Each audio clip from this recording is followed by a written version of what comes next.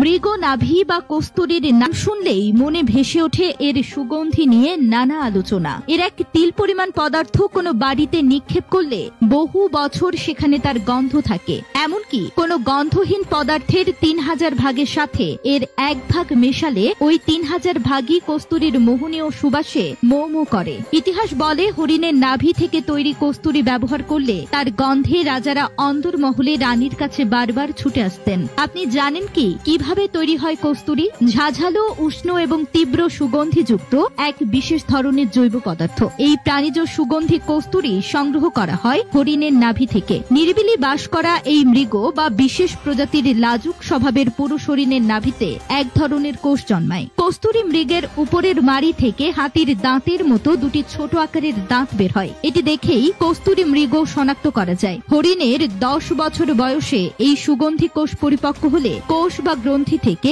মাথা খারাপ করার সুঘ্রাণ বের হয়। এ সময় হরিণটিকে হত্যা করে নাভি থেকে তুলে নেওয়া হয় পুরো গ্রন্থিটি। তারপর রোদে শুকানো হয়। একটি পূর্ণাঙ্গ কস্তুরী গ্রন্থির ওজন প্রায় 60 থেকে 65 গ্রাম। কস্তুরী কোষের বাইরের দিকটা এলোমেলো লোমে ঢাকা। সে লোমগুলো ছাড়িয়ে শুষ্ক কোষটিকে যখন জলে ভেজানো হয় তখন পরিষ্কার কস্তুরীটি বেরিয়ে আসে। একই প্রজাতির সব হরিণের নাভিতে আবার একই পরিমাণে কস্তুরী উৎপন্ন হয় না। হরিণের বয়স এবং পরিবেশ ভেদে কস্তুরীর পরিমাণে তারতম্য হয়। কোন কোন হরিণের মধ্যে খুব কম পরিমাণে কস্তুরী পাওয়া যায়। দেখা গেছে 1 কেজি কস্তুরী পাওয়ার জন্য প্রায় 2000 হরিণ শিকার করতে হয়। কস্তুরী যখন সংগ্রহ করা হয় তখন এর গন্ধ এতই উগ্র থাকে যে হরিণের নাভির কোষ কেটে নেওয়ার সময় শিকারীরা মোটা কাপড় দিয়ে নিজেদের নাক বেঁধে নেন। অনেক সময় এই তীব্র গন্ধ সহ্য করা কঠিন হয়ে দাঁড়ায়। কারো কারো চোখ, নাক থেকে পানি ও মুখ থেকে লালা ঝরা শুরু হয়। এমনকি এর তীব্র সুগন্ধে মানুষ মারাও যায়। হিমালয় পর্বতমালার উচ্চ পার্বত্য অঞ্চলে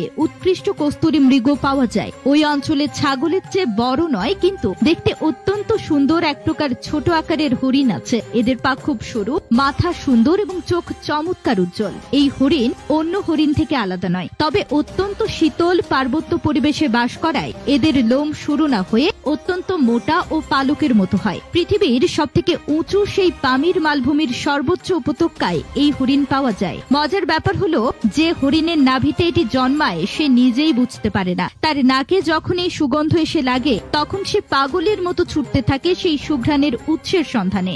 অথচ সে বুঝতে পারে না যে সুঘ্রাণ ছড়িয়ে পড়েছে তার নিজের দেহ থেকেই। এই প্রজাতির হরিণ আত্মরক্ষায় পটু, কিন্তু এদের দেহের তীব্র ঘ্রাণের কারণে এরা নিজেদের লুকিয়ে রাখতে পারে না। কারণ এই ঘ্রাণ অনুসরণ করে শিকারীরা ঠিকই এদের সন্ধান পেয়ে যায়। এই হরিণের নাভি থেকেই মূলত এই সুগন্ধি দ্রব্য সংগ্রহ করা হয়। এর ইংরেজি নাম মাস্ক ডিয়ার। বিভিন্ন গ্রন্থে কামরূপী, নেপালি এবং কাশ্মীরি কস্তুরীর উল্লেখ পাওয়া গেলেও কামরূপী সর্বোৎকৃষ্ট।